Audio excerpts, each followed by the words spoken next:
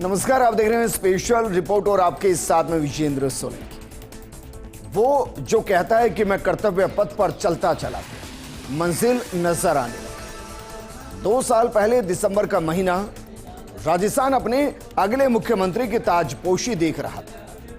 वो चेहरा जो सादगी से भरा था, जो जमीनी था और गरीबी को महसूस करता था, युवाओं के अधूरे सपनों को पूरा करना चाहता था, हर किसान की आंखों में खुशियों की रोशनी देखना चाहता।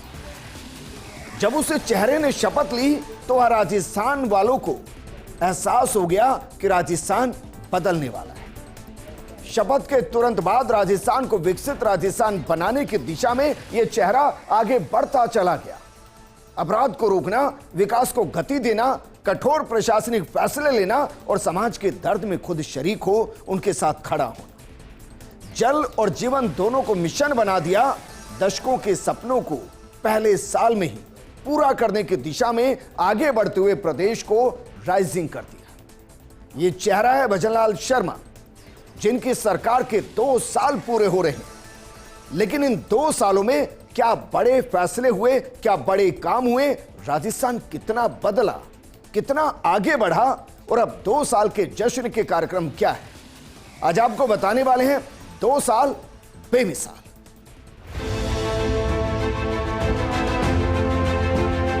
मैं भजनलाल शर्मा ईश्वर की शपथ लेता हूं कि मैं विधि द्वारा स्थापित भारत के संविधान के प्रति सच्ची श्रद्धा और निष्ठा रखूंगा।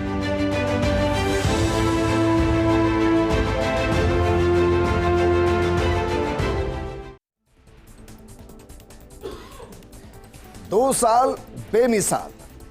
कई सवाल जिनके जवाब मिले और कई सवाल अभी भी सामने खड़े। लेकिन जो 2 साल का कार्यक्रम है, शुरुआत कार्यक्रम की उन्हीं के साथ करते हैं, क्योंकि ये कार्यक्रम रक्तदान से शुरू होंगे, सुशासन पर जाकर समाप्त होंगे। जरा एक बार तेजी से देख लेते हैं कि 11 दिसंबर से जो 2 साल के कार्यक्रम शुरू होने हैं, वो कार्यक्रम क्या है और क्या वो कार्यक्रम भी 2047 विकसित राजस्थान की दिशा में आगे बढ़ते हुए कदमों का ही एक कारवा है। जरा शुरू करते हैं। देखिए, 11 दिसंबर के साथ शुरू करते हैं। सभी जिलों में रक्तदान शिविर। 12 दिसंबर स्टार्टअप्स कॉन्क्लेव, आई स्टार्ट कार्यक्रम और नीतियों का विमोचन। 13 दिसंबर 15 दिवसीय सड़क सुरक्षा अभियान का सभी जिलों में आगाज। 14 दिसंबर मंदिरों, स्मारकों और राजकीय कार्यालयों की सफाई। 15 दिसंबर राज्य स्तरीय मुख्य आयोजन, 2 वर्ष की उपलब्धियों की पुस्तिका का विमोचन। 16 दिसंबर को राज्य और जिला स्तरीय प्रदर्शनी का शुभारंभ होगा। 17 दिसंबर को लाभार्थी सम्मेलन में लाभार्थियों को सीधे खाते में राशि आवंटित होगी। 18 दिसंबर को युवा रोजगार दिवस के तहत 17,712 चयनित अभ्यर्थियों को नियुक्ति पत्र मिलेंगे। 19 दिसंबर को महिला सम्मेलन के तहत मुख्यमंत्री रसोई गैस सब्सिडी योजना, पालनहार योजना, ट्रांसपोर्ट वाउचर योजना और बालिका दूरस्थ शिक्षा योजना, ये सब होगा। इसके अलावा आगे बढ़ते हैं। 20 दिसंबर को उन्नत खेती समृद्ध किसान कार्यक्रम होगा।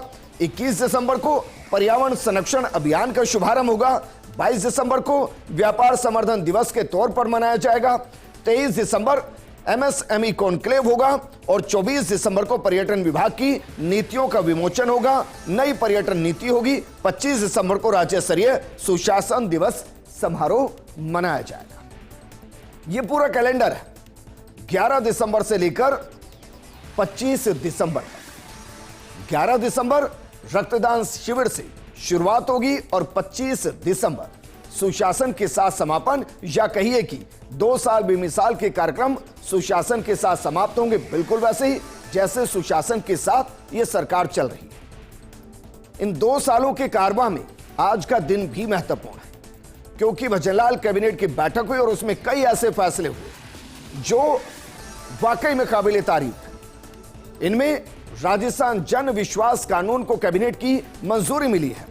यह फैसला अपने आप में अभूतपूर्व है। क्यों है? क्योंकि कुछ ऐसे कानून थे जिनमें सजा का प्रावधान था, लेकिन अपराध इतने संगीन नहीं थे कि जेल में डाला जाए। जुर्माने के साथ भी उन्हें सजा दी जा सकती थी। जहां से जनता का विश्वास और बढ़े, मुख्यमंत्री वचनलाल शर्मा सेंटर मोदी सरकार के उन्हीं कानूनों का पालन करते हुए राजस्थान में भी यह बदलाव कर रही है। इसको कैबिनेट की मंजूरी मिल गई। राजस्थान जन विश्वास से जुड़े अध्यादेश के प्रारूप का अनुमोदन हुआ है। दूसरा फैसला, अनुकंपा नियुक्ति में अब 90 दिन के बजाय 180 दिन तक आवेदन किया जा सकेगा और यह उनके लिए वाकई में एक बड़ी राहत है जो 90 दिनों की बाध्यता की वजह से नौकरियां खो बैठते थे। इसके अलावा वेटिंग लिस्ट की वैधता को 6 महीने से बढ़ाकर 12 महीने कर दिया गया है। किशनगढ़ एयरपोर्ट अब और ज्यादा डेवलप होगा क्योंकि जयपुर का विकल्प इसको बनाना है, इसलिए इसका विस्तार होगा। इसके अलावा राजस्थानी प्रवासी जो राजस्थान है उनसे जुड़ी पर्यटन नीति का भी अनुमोदन हुआ। प्रवासी राजस्थानियों के योगदान को सम्मान मिलेगा और ये वाकई में एक ऐसी दिशा है जो प्रदेश से तो चले गए लेकिन प्रदेश को दिल में समाकर बैठे और खुद को जमीन से जोड़कर बैठे। सरकार उनके साथ जुड़ रही है। इसके अलावा ट्रेड प्रमोशन पॉलिसी का अनुमोदन, राजस्थान पर्यटन नीति 2025 का अनुमोदन हुआ। धार्मिक पर्यटन पर विशेष फोकस किया गया है। इसके अलावा शौर्य सर्किट की स्थापना होगी। स्पेशल टूरिज्म जोन बनेंगे, स्पेशल टूरिस्ट जोन भी बनेंगे जिसके तहत पर्यटन सुरक्षा को समाहित किया गया। नीति के तहत 24 घंटे कॉल सेंटर स्थापित होंगे और सरकार के 2 साल पर विस्तृत चर्चा हुई। जल्द एक रूपरेखा आएगी, हालांकि हमने आपको उसकी जानकारी दे दी है।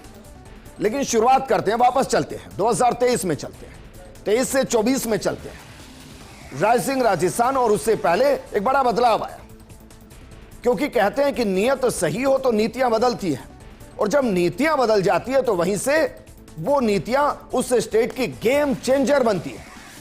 तो मुख्यमंत्री की वो 9 बड़ी नीतियां जो उनके शुरुआती मास्टर स्ट्रोक के साथ राजस्थान में विकास के मॉडल के लिए गेम चेंजर साबित हुई, वो नीतियां क्या थी एक बार क्विक रिकॉल करते हैं। हालांकि इनमें से ज्यादातर के बारे में यकीनन आप जानते होंगे। Rajasthan integrated clean energy policy, नई खनिज नीति, इसके अलावा एमसैंड पॉलिसी, राजस्थान एमएसएमई नीति 2024, एक्सपोर्ट प्रमोशन पॉलिसी, वन जिला one product policy 2024, one district one product policy, cluster development policy, इसके अलावा ABGC XR policy, tourism unit policy. ये वो 9 पॉलिसी थी जिन्होंने राजस्थान को एक्सेलरेट किया, राजस्थान के विकास की रफ्तार को एक्सेलरेट किया और इनमें से कई पॉलिसी आज विकसित राजस्थान की दिशा में एक मजबूत पिलर के तौर पर नजर आ रही है। लेकिन कहते हैं कि किसी भी स्टेट का विकास वहां की कानून व्यवस्था पर निर्भर करता है। मुख्यमंत्री ने भी आते ही सबसे पहले कानून व्यवस्था को मजबूत करना और अपराध को पूरे तरीके से कंट्रोल करने के लिए इनोवेशन के नवाचार किए। तो शुरुआत अब उसी के साथ, क्योंकि एंटी गैंगस्टर टास्क फोर्स का गठन शुरुआत में ही किया गया। पहला सिग्नेचर पहली प्रेस कॉन्फ्रेंस में इसकी घोषणा कर दी गई थी। अपराधियों पर नकेल कसने के लिए विशेष फोर्स, इसमें गैंगस्टर गतिविधियों में 30% की कमी आई है। आप सोचिए, महज 2 साल में 30% की गिरावट। यह बताता है कि सरकार का डेडिकेशन क्राइम्स पर जीरो कंट्रोल की नीति, जीरो टॉलरेंस की नीति के साथ है। पेपर लीक पर एसआईटी का गठन, 63 से ज्यादा गिरफ्तारियां, भ्रष्टाचार पर करारा प्रहार और शिक्षा क्षेत्र में पारदर्शिता का बड़ा कदम, यह सब साबित हुआ।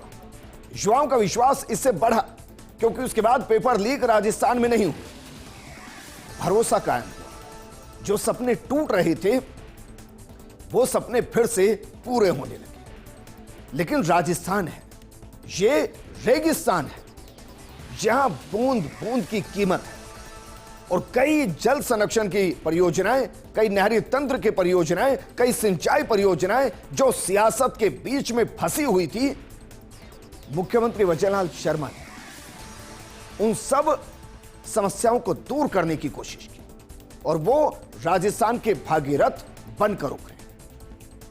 यमुना जल समझौता कर दशकों के संघर्ष को उन्होंने खत्म कर दिया। हरियाणा के साथ एमओयू किया, पेयजल संकट से निपटने के लिए अतिरिक्त जल आवंटन पर भी सहमति बनी। आप सोचिए, जबकि यहां कांग्रेस की सरकार एक दौर में, हरियाणा में कांग्रेस की सरकार उसी दौर में दिल्ली में कांग्रेस की सरकार, लेकिन यमुना जल समझौता पूरा हो ही नहीं पाया, अब होकर दिखाया। पूर्वी राजस्थान नहर परियोजना, जिसे ERCP कहते हैं, उसको जमीन पर सही मायने में उतारने का काम मुख्यमंत्री वजनलाल शर्मा ने शुरू किया। मध्य प्रदेश के साथ MOU किया गया और केंद्र की सहायता से लंबित परियोजना शुरू की गई। इससे 2 लाख हेक्टेयर भूमि सिंचित होने की राह शुरू हुई और पेयजल की समस्या भी काफी हद तक 13 जिलों की खत्म हो जाएगी। इसके अलावा इंदिरा गांधी नहर विस्तार के लिए काम करना उन्होंने शुरू किया। जल संरक्षण के लिए नई परियोजनाएं लेकर आए, जिससे सूखाग्रस्त क्षेत्रों में राहत मिल सके, या यूं समझिए उन्होंने उन इलाकों को चिन्हित किया जहां पानी की समस्या दशकों से और हर सरकारों ने देखा। उन्होंने चिन्हित किया कि उनसे जुड़ी परियोजनाएं भी हैं, लेकिन वो परियोजनाएं सियासत की वजह से पूरी नहीं हो पा रही और उसका खामियाजा राजस्थान भुगत रहा है। उन्होंने ERCP, यमुना जल समझौता, इंदिरा गांधी नहर विस्तार, इसके अलावा भी कई ऐसी योजनाएं जो दूसरे राज्यों के साथ फंसी हुई थी, उनको समाधान की तरफ लाने का काम किया। तो सबसे पहले युवाओं का विश्वास जीता, उसके बाद जनता का विश्वास जीता, उसके पानी की समस्या को दूर किया। लेकिन जब युवा नौकरी पा जाए और समाज और जनता को पानी मिल जाए, तो फिर खेतों में फसल लहलहाती। मुख्यमंत्री का फोकस फिर किसानों की तरफ रहा। फसल नुकसान से प्रभावितों को राहत दी गई। प्रभावित 2961 गांव को अभावग्रस्त सूखा फसल क्षति से प्रभावित घोषित किया गया और 6 जिलों के लगभग 8 लाख से ज्यादा किसानों को कृषि अनुदान की स्वीकृति की गई। 31 जिलों के 50 लाख से ज्यादा किसानों को खरीफ फसल नुकसान के लिए 1000 करोड़ की राहत दी गई। 2025 के दूसरी वर्षगांठ पर किसानों के बैंक खाते में लगभग 200 करोड़ के अनुदान की घोषणा की गई है, ट्रांसफर करने की। क्योंकि अगर युवा सक्षम है, महिला सशक्तिकरण है और किसान संपन्न है, तो 2047 का सपना कौन जाने उससे पहले भी पूरा हो जाए। लेकिन इसके लिए 2 और महत्वपूर्ण चीजें, एक एजुकेशन और दूसरा प्रशासनिक सुधार। मुख्यमंत्री ने इधर भी फोकस किया। राजस्थान लोक सेवा आयोग के एक तरीके से रिशफल कर पुनर्गठन की कवायद शुरू की। 7 से सदस्य 10 हुए। भर्ती प्रक्रिया में पारदर्शिता बढ़ाने के लिए कदम उठाए गए। महिला आरक्षण बिल लाकर देश के सामने नजीर पेश की गई। स्थानीय निकायों में महिलाओं के लिए 33% आरक्षण। यह वाकई में सशक्तिकरण का बड़ा कदम साबित होगा। PM योजनाओं का लाभ अंतिम व्यक्ति तक पहुंचाने के लिए पॉलिसी को मजबूत किया गया और एक तरीके से RPSC के अंदर जो भी दागदार थे वो आज बाहर हैं, चाहे वो सलाखों के जरिए हो या इस्तीफे के जरिए। और यही वजह रही कि युवाओं के साथ रोजगार जुड़ा, साथ में निजी और सरकारी नौकरियों की मानो एक तरीके से बाहर राजस्थान में आई।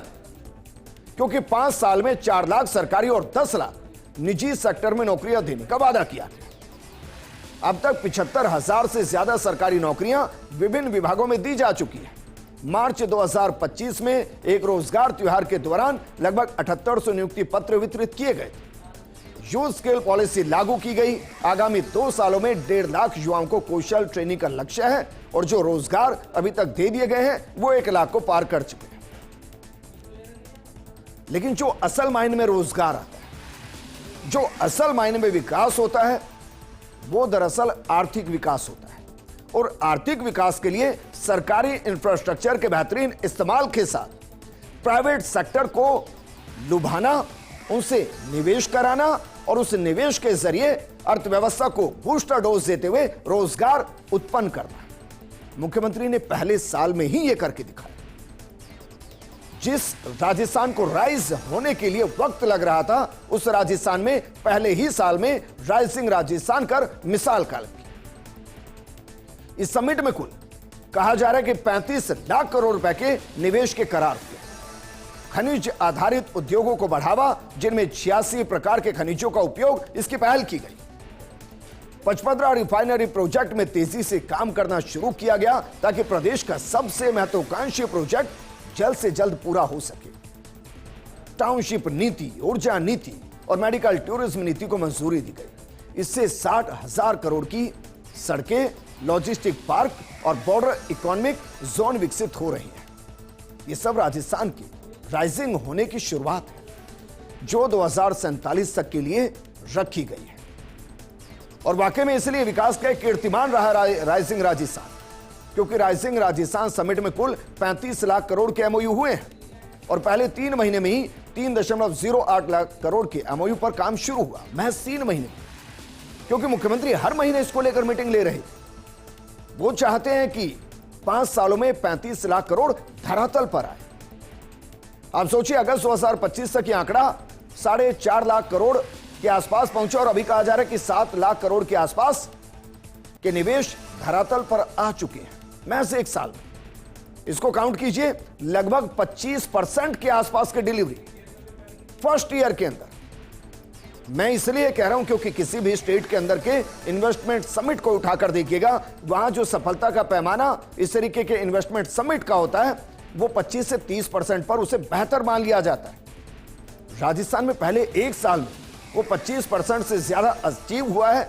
अब अंदाजा लगाइए, अगले 3 साल के अंदर अगर ये 70 से 75% के आसपास अचीव होता है, इसका मतलब 28 से 30 लाख करोड़ के आसपास का इन्वेस्टमेंट राजस्थान में होगा। और ये इसलिए क्योंकि बचनलाल शर्मा ने मुख्यमंत्री बनने के बाद सबसे पहले राइजिंग राजस्थान का सपना देखा। जो इन्वेस्टमेंट समिट अभी तक अंतिम वर्ष में हुआ करती थी, वो प्रथम वर्ष में करके उसके लिए, उसकी धरातल पर उतरने के लिए वक्त बचाया और वो अब काम आ रहा है। राजस्थान को एक और सौगात मिली, ऊर्जा और पर्यावरण नवाचार मिली। नवीनीकरणीय ऊर्जा में नेतृत्व करता हुआ राजस्थान नजर आ रहा है। 22,860 मेगावाट सोलर क्षमता के साथ देश में नंबर 1। वहीं विंड ऊर्जा में उत्पादन 5,195 मेगावाट तक पहुंचा और देश में टॉप 3 के अंदर है। इसके अलावा ग्रीन हाइड्रोजन और ग्रीन अमोनिया प्रोजेक्ट पर भी काम शुरू किया गया। उत्पादन में अग्रणीय बनने की दिशा, पर्यावरण अनुकूल ऊर्जा पर फोकस, यह मुख्यमंत्री का विजन। वहीं रोजगार और उद्यमिता, इसके लिए क्या कुछ अभी तक किया जा चुका है 2 साल के अंदर, जरा समझिए। क्योंकि आई स्टार्ट कार्यक्रम के जरिए 7,000 से ज्यादा स्टार्टअप, 1,000 करोड़ से ज्यादा की फंडिंग, 42,500 से ज्यादा रोजगार का लक्ष्य रखा गया है। एमएसएमई को बढ़ावा देने के लिए नीतियां बनानी शुरू हुई। 5 लाख से ज्यादा इकाइयां सक्रिय की। ग्रामीण अर्थव्यवस्था इससे मजबूत हो रही है और अगर हमारी ग्रामीण अर्थव्यवस्था मजबूत हो गई तो मानकर चलिए राजस्थान विकसित हो गया। इसके अलावा मुख्यमंत्री आयुष्मान आरोग्य योजना, परिवारों को 25 लाख रुपए तक स्वास्थ्य बीमा कवर, गंभीर रोग, कैंसर, दिल से जुड़े विकार, ट्रांसप्लांट आदि को शामिल पैकेज में किया गया कैशलेस इलाज। और इस योजना से अब तक करीब 50 लाख रोगियों को लाभ मिल चुका है। गंभीर बीमारियों सहित लगभग 2.5 लाख रोगियों को इलाज मिल चुका है।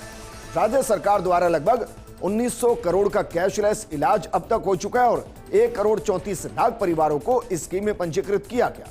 2025-26 के बजट में मां योजना के तहत 132 नए पैकेज जोड़े गए। जबकि महिलाओं और गरीबों को क्या सुविधाएं अभी मिल रही हैं?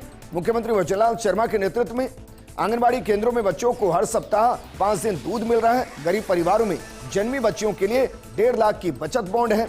घरेलू गैस, रसोई गैस पर सब्सिडी मिल रही है। बुजुर्ग, विधवाओं, एकल महिलाओं, कमजोर परिवारों आदि के लिए पेंशन, महिलाओं, गर्भवती महिलाओं और कमजोर परिवारों को इलाज और सुविधाएं मिल रही है। इसके अलावा जो आम जनता है, जो एजुकेशन है, जो सामाजिक कल्याण है, उसके लिए क्या हो रहा है? 18 महीने में सरकार ने, जब कहिए फिलहाल पूरे 24 महीने के आसपास हम मान ले तो 88,000 से ज्यादा लैपटॉप और टैबलेट विद्यार्थियों को वितरित किए हैं। 10.5 लाख साइकिल वितरित की जा चुकी है।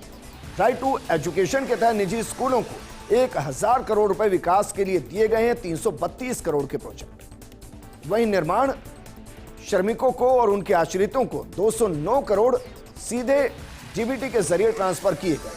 लगभग 1,87,000 मजदूर, निर्माण श्रमिकों और उनके आश्रितों को इससे सीधा लाभ पहुंचा है। लेकिन कहते हैं ना कि मुख्यमंत्री जो मुखिया होते हैं वो जितने शासन को लेकर सख्त होने चाहिए, समाज को लेकर उतने ही संवेदनशील। इन 2 वर्षों में मुख्यमंत्री ने एक तरफ अपनी प्रशासनिक तौर पर सख्त पहचान बनाई और सामाजिक तौर पर संवेदनशीलता दिखाई। उसके चंद उदाहरण आपको दे रहे हैं, जरा इनको समझने की कोशिश कीजिए। आपको ध्यान होगा एसएमएस अस्पताल में आग लगी थी। रात के आईसीयू वार्ड न्यूरो आईसीयू में आग लगी थी, 8 मरीजों की मौत हुई। मुख्यमंत्री वजनलाल शर्मा खुद घटनास्थल पर पहुंचे थे, मृतकों के परिजनों से मिले थे। 6 सदस्यों की जांच समिति का गठन किया था। अस्पताल अधीक्षक, ट्रॉमा सेंटर अधीक्षक को हटाया गया था। फायर सुरक्षा एजेंसी के खिलाफ एफआईआर दर्ज की गई थी। मुख्यमंत्री खुद दर्द को समझने पहुंचे। दूसरा, जैसलमेर बस अग्निकांड। बस में आग लगने से कई यात्रियों की मौत हुई। मृतकों की संख्या बढ़कर करीब 20 के आसपास हुई। मुख्यमंत्री खुद रात को ही जैसलमेर पहुंचे, प्रभावित परिवारों से मिले, उनकी मदद और इलाज की सुविधा की। वहां से फिर जोधपुर पहुंचे। जो मृतक थे उनके परिजनों को 10 लाख की मदद, परिवारों में 3 या उससे ज्यादा सदस्यों की मृत्यु पर 25 लाख, गंभीर घायल को 2 लाख, अन्य घायल को 1 लाख की मदद। लेकिन मुख्यमंत्री जोधपुर भी पहुंचे, जैसलमेर भी पहुंचे। जोधपुर में श्रद्धालुओं से भरी ट्रैवलर ट्रेलर की टक्कर हुई थी और 15 लोगों की मौत हुई। मुख्यमंत्री ने दुख व्यक्त किया था, प्रभावित परिवारों की मदद की थी और जो भी मुआवजा हो सकता था वो दिया गया था। जयपुर में हरमाड़ा हादसा हुआ था। एक बेकाबू डंपर ने कई लोगों को टक्कर मारी थी। करीब 14 से 15 लोगों की मौत हुई थी। मुख्यमंत्री ने हाई लेवल बैठक बुलाई थी और ट्रैफिक, परिवहन, पुलिस समेत कई विभागों के सख्त आदेश दिए गए थे। उसके बाद पूरे तरीके से स्थिति कंट्रोल में करने की कोशिश की गई थी और यह मुख्यमंत्री की संवेदनशीलता है, क्योंकि एक मुखिया का जितना सख्त होना जरूरी है उतना ही सहज, सरल, सादगी से भरा हुआ होना भी जरूरी है। और इन 2 सालों ने बहुत कुछ सिखाया है, लेकिन अभी बहुत कुछ करना बाकी है और 2047 के सपने में अभी बहुत रंग भरने बाकी है। इस प्रोग्राम में फिलहाल इतना ही। आप बने रहिए फर्स्ट इंडिया न्यूज के साथ, क्योंकि खबरों का सिलसिला लगातार जारी है। नमस्कार।